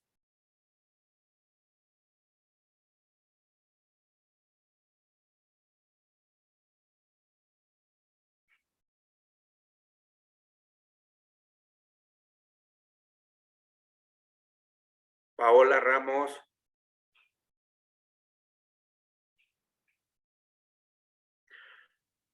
Señorita Karen, ¿cómo lo haría usted? ¿Cómo solucionaría ese gran problema? La verdad, bueno, nunca he pasado por eso, pero yo creo que sería pues platicando exactamente con él, ¿no? Hacerle saber pues mis intereses más que nada para que pues él pues las pueda respetar y pues yo creo que ya por último quedaría así como de que pues si la respetas adelante y si no pues ya ni modo, o sea, tampoco puedo pues forzarlo a hacer pues algo que quizá ya le pedí y pues si no lo hace pues le digo ni modo. Bueno, yo haría eso. Muy bien. ¿Se acuerdan que les decía anteriormente, el día de ayer, que muchas veces tenemos que respetar las ideologías, las formas de pensar, las formas de educar de los demás compañeros para podernos integrar a nosotros mismos y poder tener una colaboración mutua entre ambos? Pero muchas veces nos cerramos a esa situación. ¿Qué es lo que sucede? A veces no nos vamos con esta situación. Le pregunto a las mujeres principalmente, ¿por qué siempre quieren trabajar con el muchacho más guapo que hay en su salón? ¿Por qué siempre lo ven? Pues ese es un muchacho guapo, es alto, de ojo de color, sí, voy a trabajar con él. En cambio, el otro, el más, dicen ellos, dicen ustedes, el menos agraciado físicamente, pues con él no voy a trabajar. ¿Por qué? Porque con él no. Fuchi. ¿Sí? Dicen ellos fuchi. ¿A qué se refiere en esa situación de no trabajar? ¿Sí, María José Martínez? Pues me pasó una vez en la universidad y pues quise trabajar con el chico más pues, lindo, así, y terminé haciéndolo yo sola. Entonces, a veces uno se va como por la apariencia de las personas, pero realmente no sabemos lo que realmente hay en el fondo de dentro, ¿no? Entonces, después trabajé con otro compañero que a lo mejor no es pues la mejor persona, ¿verdad? Tampoco, pero la verdad es que sí trabajó, sí le echó ganas y pues la verdad es que sí hablé con la maestra y dije, no, pues es que ese compañero sí trabajó, sí hizo esto y esto y esto, ¿no? Entonces a veces las apariencias engañan, dirían por ahí, ¿no? Entonces no es es como tú o sea, como tú ves a las personas, como tú las identifiques, o como tú las analices, es como las debes de más que nada, pues irlas, ay, ya no sé cómo decir, tengo la punta en la lengua, ay, la palabra, pero así como las vas conociendo, es como tú tienes que ir dando tu punto de vista de cómo es, ¿no?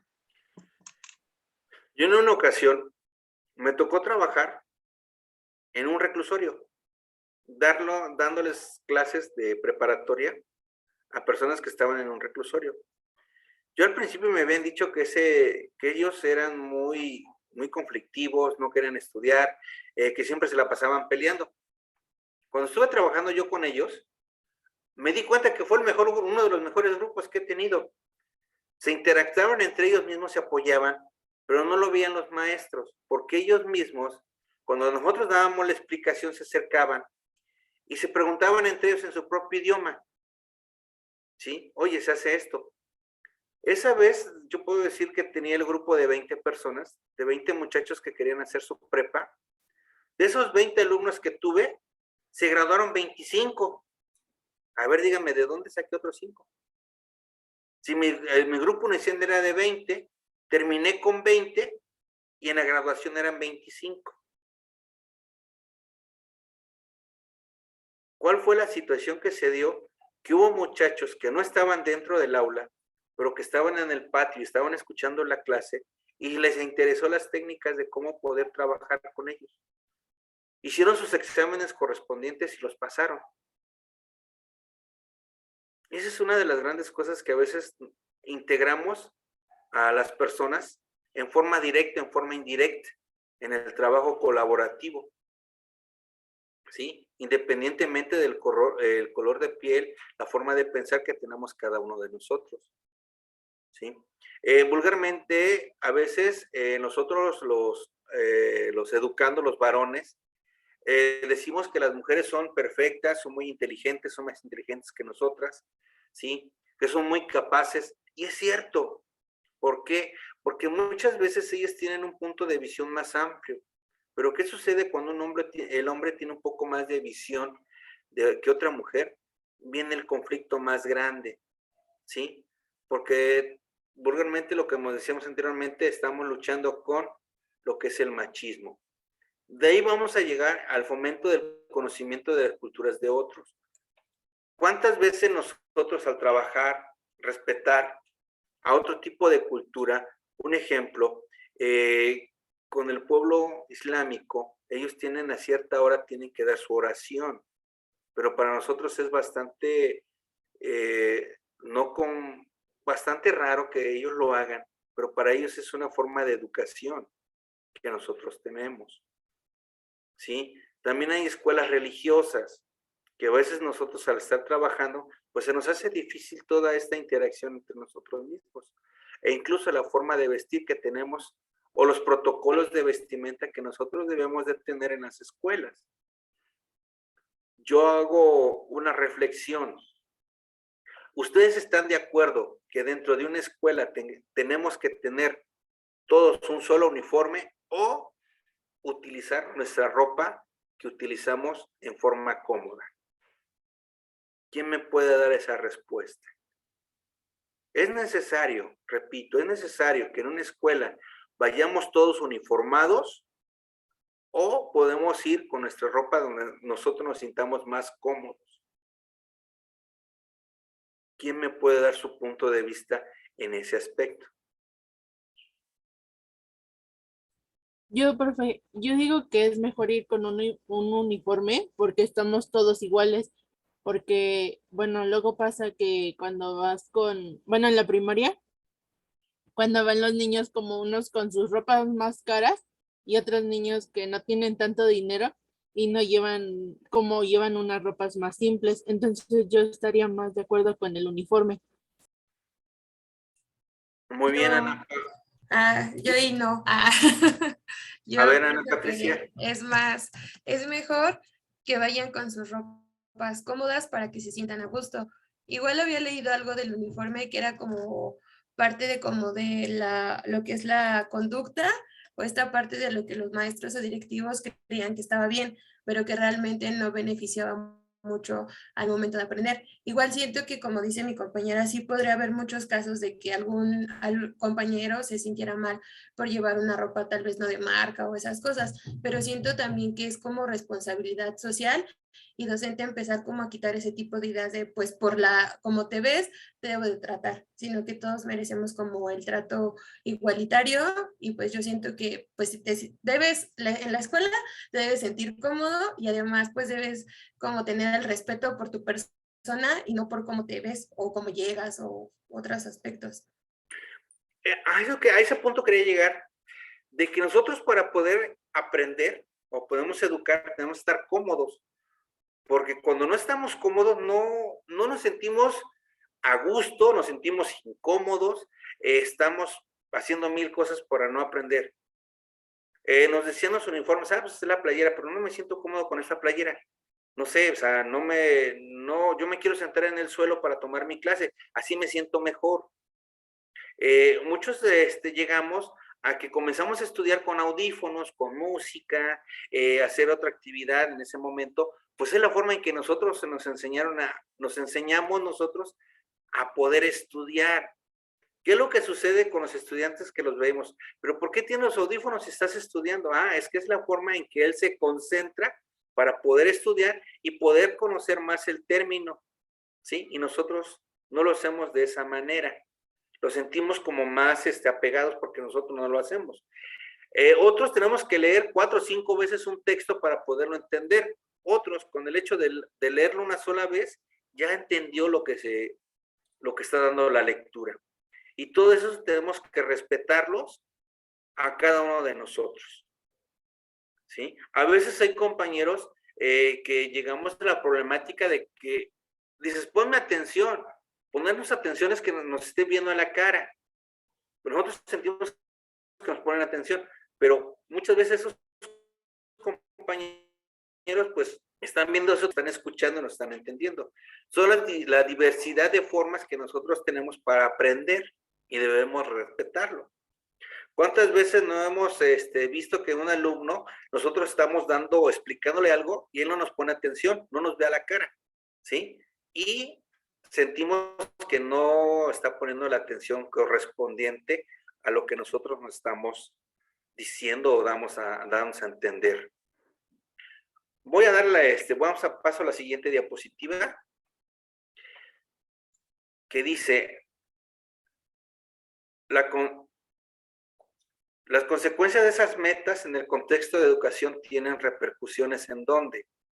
En donde lo que acabamos de analizar va a haber las repercusiones en el programa de estudios, los métodos de enseñanza, los materiales pedagógicos, la enseñanza del idioma, la vida y la administración escolar, la función y la formación de los docentes y la interacción entre la escuela y la sociedad. Todo esto, lo que hemos estado hablando, viene mucho a esa situación. ¿Por qué decimos que todas las acciones que nosotros hacemos tienen sus repercusiones en el plan y programa de estudio, en los materiales pedagógicos, en la enseñanza, en la vida y administración de una escuela, la formación docente? ¿Por qué tiene esas repercusiones en todos estos aspectos? Porque muchas veces la forma en que nosotros nos dirigimos a los alumnos, la forma en dar los temas, son muy diferentes.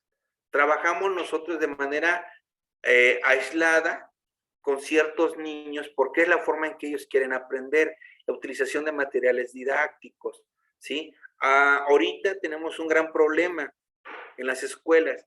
¿Por qué? Porque a los niños se les está trabajando por medio del celular, por medio de ver la situación y mucho material fotocopiado, ¿sí? Que nosotros que se lo estamos dando a los niños, lo estamos dando, dicen, no, pues es que no le entiendo el niño, ¿a qué se refiere? El niño quiere algo manipulable para poderlo trabajar. Por eso ahorita estamos con las clases presenciales, las clases virtuales o las clases híbridas que nosotros estamos dando. Entonces, ¿dónde llega esa educación? Muchas veces, como maestros, decimos, es que el niño no está aprendiendo. Pero realmente, ¿quién está aprendiendo? ¿El papá o el niño? En ese proceso educativo actualmente, ¿sí? ¿Sí, María José? Sí, actualmente, debido a la pandemia, ha habido mucho rezago escolar. Ha estado demasiado. Con las clases híbridas, como dice el profesor, aunque tengamos aula invertida, no abarcamos todos los temas como debe de ser. Presencialmente tampoco se puede hacer mucho porque no van muchas horas a la escuela, solamente van 2 horas, por ejemplo, en mi caso, en mi organización escolar. Y pues realmente no, pues que veamos un avance como debe de ser, ¿no? Por ejemplo, el examen diagnóstico que hicimos no fue relativamente el que la supervisión nos envió. Tuvimos que diseñar uno porque realmente no vimos que en 2 años no se logró, o sea, casi año y medio no se logró nada. Pero sí, así como usted dice, estamos ahorita en este problema del rezago escolar. Realmente es algo muy, muy difícil. Me ha llevado, pues hasta ahorita llevo ya 3 meses y pues así vamos y pues no le vemos mucho avance, ¿no? Porque realmente los padres de familia son los que hacen la tarea, ¿no? Son los que hacen los trabajos por sus hijos y nosotros nos damos cuenta. Ya, eso es todo. Gracias. Sí, esas, digo que llegan las repercusiones tan fuertes que nosotros hemos tenido en la vida administrativa, en la función docente. Muchas veces los docentes damos mucho material didáctico, sí, pero damos material fotocopiado, pero no podemos explicarle a los alumnos cómo se hace esa acción o ese tema, cómo se va a desarrollar. ¿Quiénes de ustedes han utilizado esta estrategia de los puntos? Sí, punto 1, vamos a leer. Punto 2, vamos a que el niño nos diga qué es lo que él escuchó. Con ustedes voy a hacer una estrategia intercultural para que vean. ¿Todo mundo conoce el cuento de Caperucita? ¿Caperucita Roja? Todo mundo lo conoce. ¿Quién me puede dar su punto de vista sobre ese cuento? Sobre la Caperucita Roja. ¿Es bueno, es malo o no tiene un aprendizaje?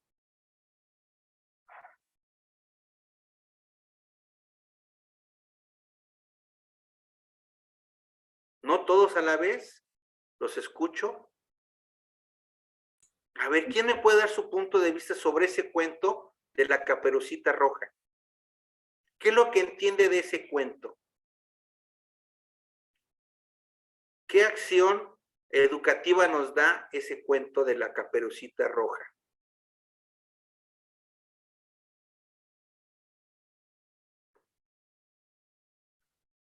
¿En no confiar en extraños? ¿Puede ser, Ana Paola? ¿Qué más?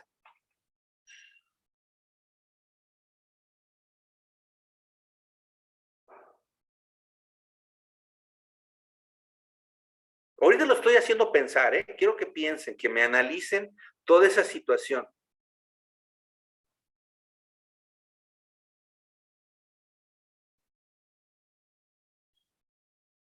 Si es algún tema que todo el mundo trata con los niños, hemos visto el cuento de Caperucita Roja, pero ¿por qué no lo llegamos a algo más?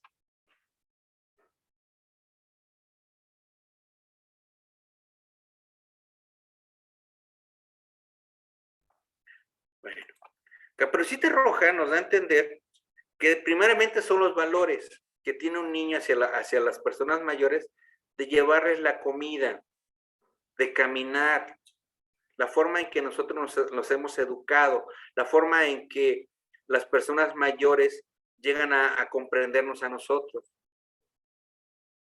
Pero algunos de ustedes, y ese cuento es la versión de la niña, de la abuelita, pero ¿quiénes de ustedes han visto o han leído la versión que tiene el lobo de ese suceso?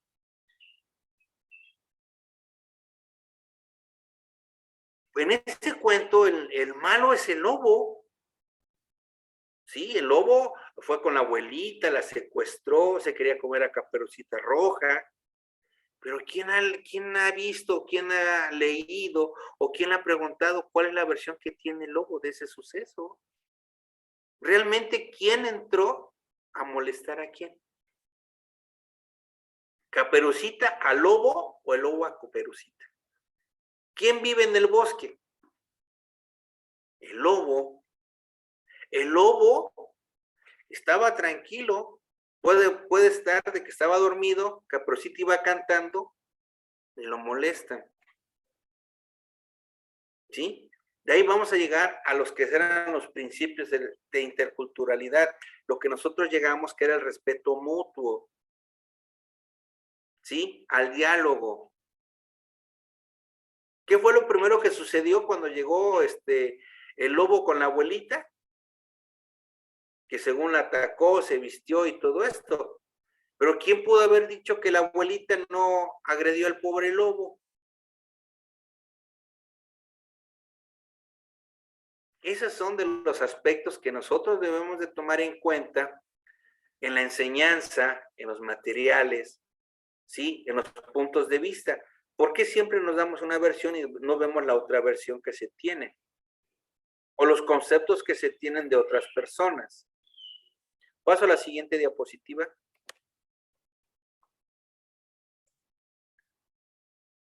Aquí están las directrices sobre la educación intercultural. Una pregunta, ¿qué horas tienen? No quiero que vaya a suceder lo de el día de ayer. 2:51, maestro. 50. Bueno, les voy a dejar, ahora sí, una pequeña tarea de que me investiguen cuáles son estos 3 principios de las directrices de la educación intercultural. Yo aquí las tengo. Lo que pasa es de que no quiero comenzar a analizarlas porque me va a suceder lo de ayer y no vamos a poder terminarlo y va a quedar inconcluso. ¿Qué les parece si les propongo esa situación? Por el tiempo, ustedes las investiguen y mañana las comenzamos a analizar. ¿Les parece de esa manera para no cortar la idea? Quiero escuchar sus puntos de vista. ¿Las puede repetir? Sí, maestro. ¿Cuáles son las directrices de la educación intercultural? Son 3 principios.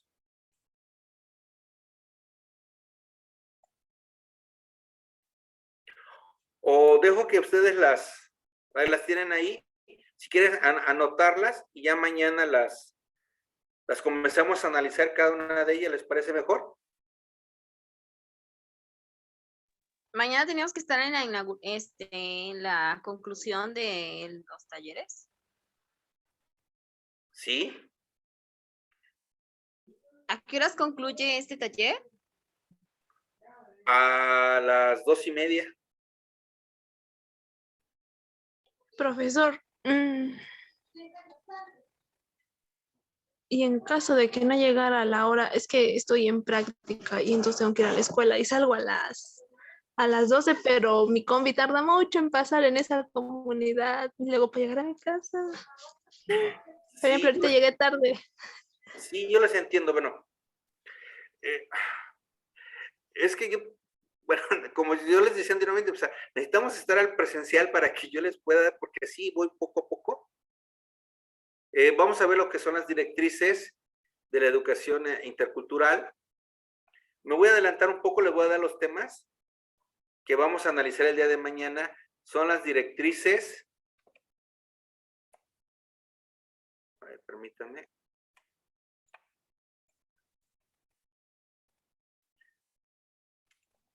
Profesor, una pregunta. ¿La sesión de mañana es a la misma hora que hoy? Ay, Sí, él es a la misma hora.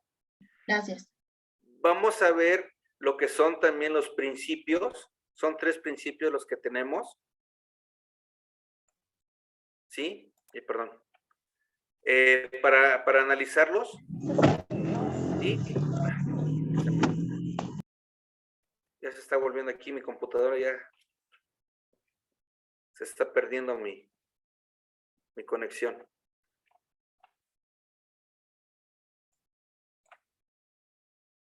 Esos son los 3 principios de las directrices de la educación. Sí, los vamos a analizar. También para lo de su ensayo final, tengo bibliografía para el que guste. ¿Sí? Son 4 libros que les puedo facilitar para que ustedes puedan fundamentar ahí su ensayo.